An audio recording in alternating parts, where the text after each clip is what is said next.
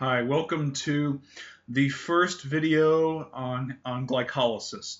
And what I want to do in this video is I really want to get to know the preparatory phase of glycolysis. And the preparatory phase of glycolysis is essentially where we're taking glucose, and I have glucose drawn right here. Actually, switch colors. Switch colors. So I have glucose drawn right there, and we're going to basically rev it up in energy, and then we're going to cleave it apart. And that's basically the process as to what constitutes the preparatory phase. And essentially, we're going to have to burn 2 ATP in this process. And that may seem a little counterintuitive because normally when people think of catabolism, they normally are thinking of generating ATP. We're generating NADH and FADH2 and all that good stuff to ultimately make ATP. But it turns out that in the preparatory phase of glycolysis, we're actually having to burn 2 ATP initially. Although it turns out that we're going to get out more than we actually put in. And the very first enzyme in glycolysis is an enzyme called glucokinase. Glucokinase. You may also hear it referred to as hexokinase, and the reason that they refer to it as hexokinase, well, that's just a common name, but the thing is there are a lot of hexokinases, and that's because there are a lot of hexoses. And hexoses are basically just 6-carbon carbohydrates. And recall that there's galactose and mannose and fructose. All of those can be catabolized into glycolysis. So when we say glucokinase, we're being absolutely specific as to which one it is. And obviously, in that case, glucose is the one it has the most specificity for. Although glucokinase can also catabolize fructose, but or can phosphorylate fructose, but its affinity for glucose is so high that fructose just doesn't get catabolized in that way. And by the name kinase, we know it's a phosphotransferase. And so I have drawn here ATP, and ATP is going to be the source of phosphate for the glucose. Okay? And I think what you'll find is that in kinases, all they really are nucleophilic acyl substitution reactions, okay? And that's something you should have learned late in probably organic chemistry too. And so all we're going to do is basically we're going to have a nucleophilic attack and an acyl substitution reaction, okay? And the first thing we want to do when we're looking at glucokinase is we want to look at generally what the reaction is. So, and by the way, in these particular videos, I'm excluding proton transfers because that just complicates things. So in general, we're just going to look at the main reaction. And on this oxygen, we have a lone pair, right? And essentially, that oxygen is going to do a nucleophilic attack on this phosphorus. And this electron is going to kick up onto the oxygen, and then it's going to kick back down. And essentially, your leaving group is going to be this whole ADP molecule, right? So when I come over here, my leaving group is essentially going to be ADP. And that's basically just the 2 phosphates and the adenosine right here, okay? So if I'm going to draw my product, it's going to look like this. So I've got this hydroxyl group going down, this hydroxyl group going up, this hydroxyl group going down, and I also have this, but now it has a phosphate on it, right? And of course, at physiological pH, these are negatively charged. So what I've done is I've made glucose 6-phosphate. And we know it's glucose 6-phosphate because this right here is the 6th carbon. And if we were to number the carbons, it would look like this, right? So what we know is that the phosphate is now attached to carbon number 6. So we call it glucose, and I'm abbreviating it, glucose 6-phosphate. And let me talk about glucokinase, to really what its function is in the cell. What's known is that glucose really in large amounts is toxic to things in the extracellular environment. So really what glucokinase is doing is it's acting as a protective mechanism for things outside the cell. And so what the cell has is it has a GLUT4 receptor. Let me write that down. there is a GLUT4, and that's actually not a receptor, it's a channel. And this channel is what allows glucose to enter the cell. And so glucose in the presence of insulin will enter the cell, right? And when it enters the cell, immediately it's phosphorylated by this enzyme right there. It's phosphorylated. And essentially what that does is it traps glucose inside the cell. And if you know anything about anatomy and physiology, remember that phosphates cannot exit the cell. Once they're in the cell and they're phosphorylated, they're trapped in there. So now glucose-6-phosphate is going to be consumed by another enzyme, and we'll see that in just a few minutes. But ultimately, once you get the glucose-6-phosphate in there, it's trapped in there and it's going to be consumed in some way. Whether it goes towards glycogenesis or glycolysis or whatnot, it's going to be consumed in some way. Okay? Now, some other things about glucokinase that are important is glucokinase is a magnesium-dependent enzyme. And to understand this, we need to look at phosphates inside the cell, okay? If you were to find phosphates inside the cell, and certainly there are a lot of examples, certainly DNA is an example. Your DNA in your nucleus has lots of phosphates in it. That's part of the backbone that makes up the DNA. And what you would find is that on all phosphates, and certainly ATP is an example, is that magnesium is what we call the counter ion for phosphates. Okay, all phosphates, if you see them floating free in solution, they're going to have magnesium ions attached to them. And this is really to act as a stabilizing effect to stabilize the phosphate in solution. So what you would find in the active site, let me scroll down just a little bit. What you would find in the active site is you would find certain amino acid residues, right? And they would be chelating this magnesium ion, right? They'd be chelating this magnesium ion in the active site. And then over here, we've got our phosphate, and I'm just going to put an R group over there. And then on the other side of the magnesium is the phosphate. And so what you have is this linkage ultimately between the phosphate and some carboxylate residues. And so the magnesium is really just being chelated by the phosphate on one side and by the carboxylates on the other. And if you take an inorganic chemistry, this should make a little bit of sense. You certainly would have talked about the chelate effect and how it's a stabilizing effect and how it helps to stabilize this in the active site. Okay, and on the next two enzymes, which are phosphoglucoisomerase and phosphofructokinase, we'll see that ultimately they have this magnesium in the active site as well, because they're going to have phosphates there as well. Some other things about hexokinase or glucokinase that's of prime importance. Number one is that it is allosteric. It's an allosteric enzyme, and we'll have other videos that go into how it's allosteric. But ultimately, it's an allosteric enzyme, so there are certain molecules that can either speed up the reaction or can slow it down. And what they're going to do is they're going to bind to sites other than the active site and change the conformation of the enzyme enough to where it changes the rate that the enzyme is catalyzing the reaction. Okay, so either to slow it down or speed it up or whatnot. Okay, not only is it allosteric, but the delta G of the reaction is well below 0. And what this means is that this reaction, in the direction that I've drawn it, is an extremely spontaneous reaction.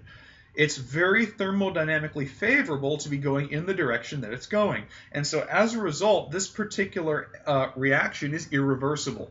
So once glucose is phosphorylated by hexokinase, it forms glucose-6-phosphate, and it cannot reverse and go back to glucose. In fact, as we'll find when we do gluconeogenesis, there's a whole separate enzyme to reverse this reaction. It's called glucose-6-phosphatase. But this reaction is irreversible, and part of the reason that we know that is the delta G is far less than 0. Recall that negative delta G signify a spontaneous reaction, right? Okay, so reaction's irreversible. because the delta G is well less than 0, spontaneous reaction, allosteric, and just remember that because it uses phosphates, it's got this magnesium in the active site, right? Okay, so now what we want to do is we want to talk about the next reaction, and I'm scrolling over, and we got glucose 6-phosphate, right? Now this particular reaction is an equilibrium reaction, and the enzyme that catalyzes this is phosphoglucoisomerase. Phosphoglucoisomerase. And like I mentioned before, this is also an enzyme with a magnesium in the active site, and it's for the same reason. We've got a phosphate right here, right? We've got a phosphate. Kind of went over this O right here, but this is part of the phosphate. But we got a phosphate on this, so it's helping to stabilize it in the active site, right? Helping to stabilize it in the active site, right? And actually, what I'll go ahead and do is, because I already have it drawn here, it's actually going to this molecule over here. So what you notice here is this glucose 6-phosphate is in a pyranose ring, and the pyranose ring is essentially where you have an oxygen in the ring, and it's a 6-membered ring, counting the oxygen. This reaction is going to go to something called fructose 6-phosphate. Fructose 6-phosphate. And if you notice, this is no longer a pyranose ring. It's instead a furanose ring, which means counting the oxygen, it's a 5-membered ring. And it goes to fructose 6-phosphate. And what I want you to notice is that this is an isomerase in every sense of the word. And to show you that, I'm going to scroll down here and draw this. And what I'm going to do is I'm going to first draw glucose in its open chain form.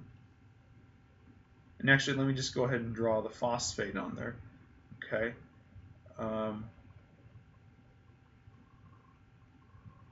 So we got this, right? So that is glucose 6-phosphate. And what I'm going to draw now is I'm going to draw fructose 6-phosphate. And of course, this is in the open chain form. And I want you to notice something about this. Let me just label it fructose 6-phosphate. What I want you to notice is none of the stereochemistries have changed, right?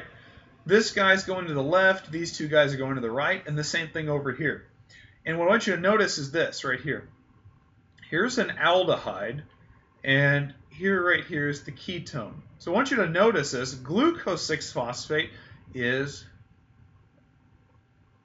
an aldohexose, while fructose 6-phosphate is a ketohexose. So what's the difference between these two? Well, they're isomers of each other, right? They're constitutional isomers, right? This guy is the aldehyde version of the sugar. This guy is the ketone version of the sugar. So in a sense, they're isomers of each other, and all this enzyme is doing is it's converting, make sure this is equilibrium, it's converting between the isomers. So we go from glucose 6-phosphate to fructose 6-phosphate, right? And in a sense, we've just isomerized it. But notice, when we isomerize it, the ring becomes a furanose ring, right? Assuming we're going in this direction towards fructose 6-phosphate, the ring becomes a 5-membered ring instead.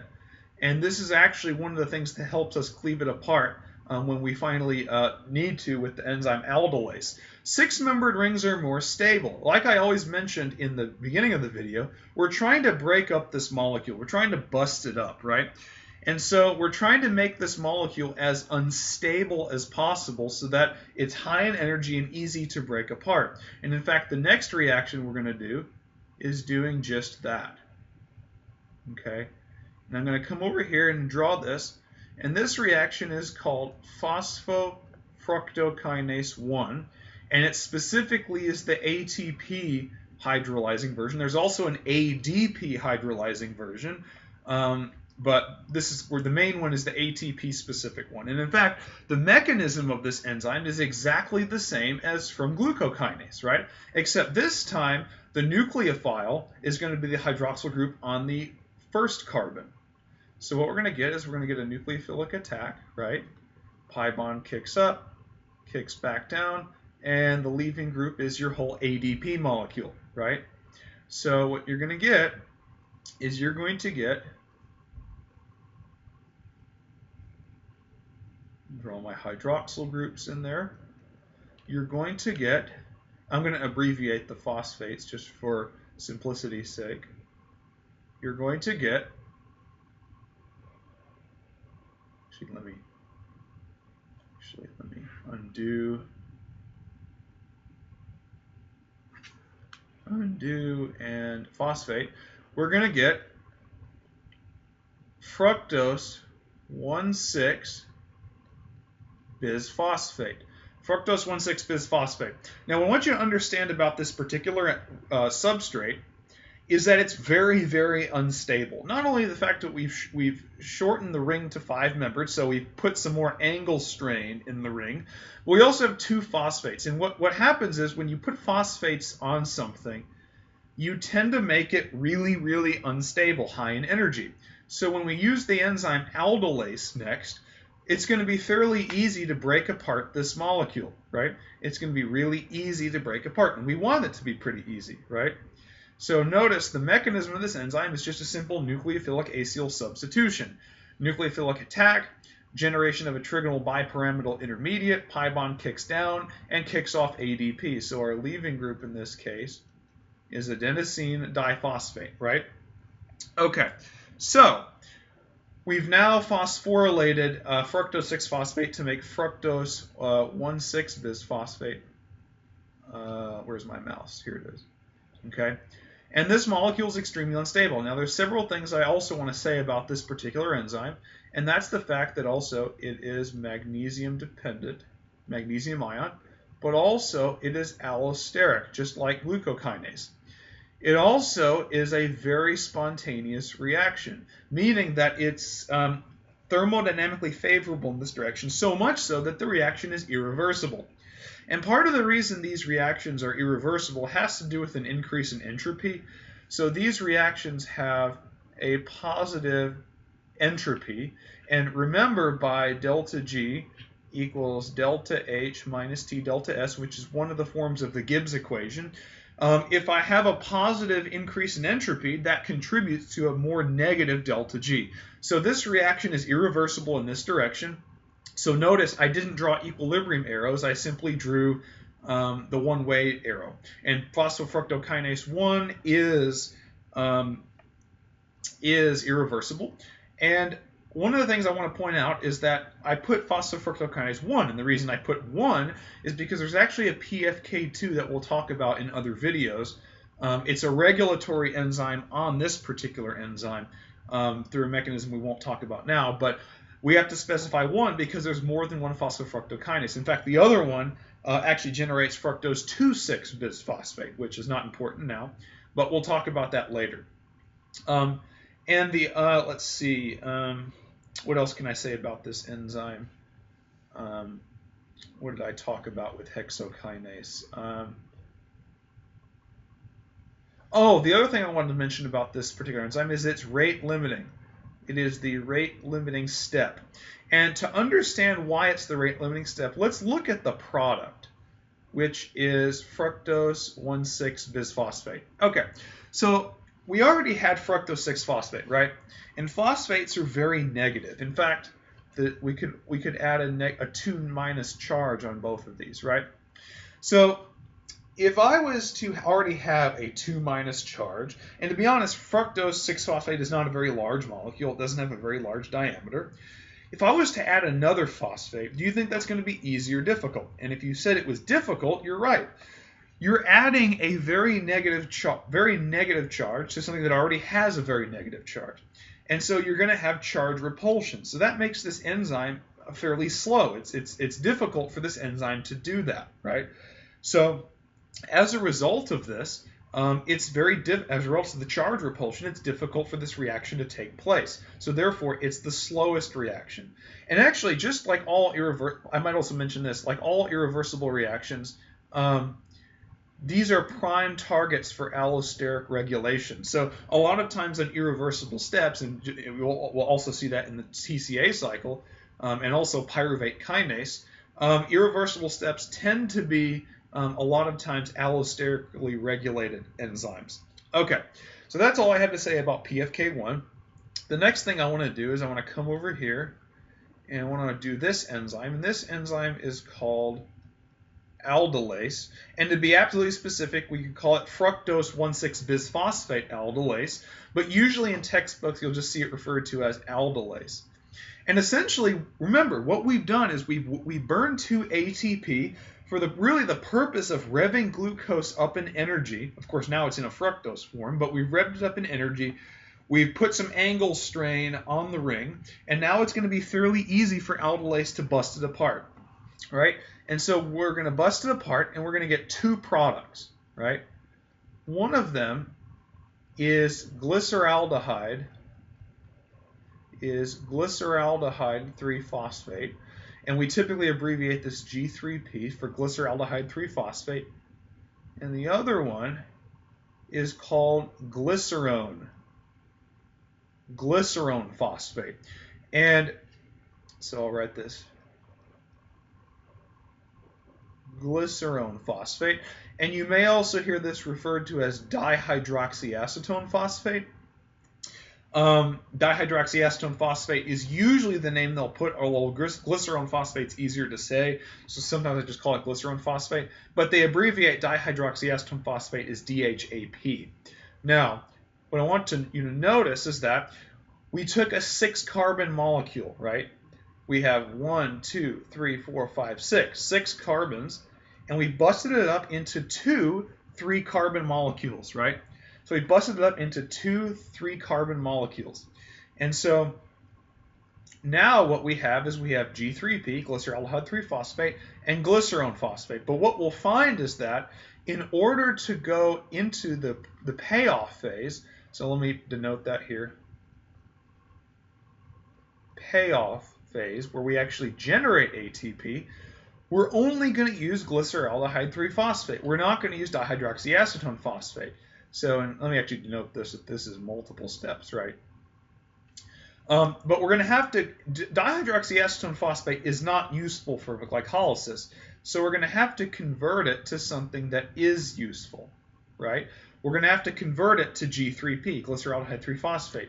And this is catalyzed by an enzyme called triose phosphate isomerase. And it's a triose because these are 3-carbon sugars, they're phosphates, and you're basically isomerizing this, right? In this one, we have a keto sugar. This is a keto sugar.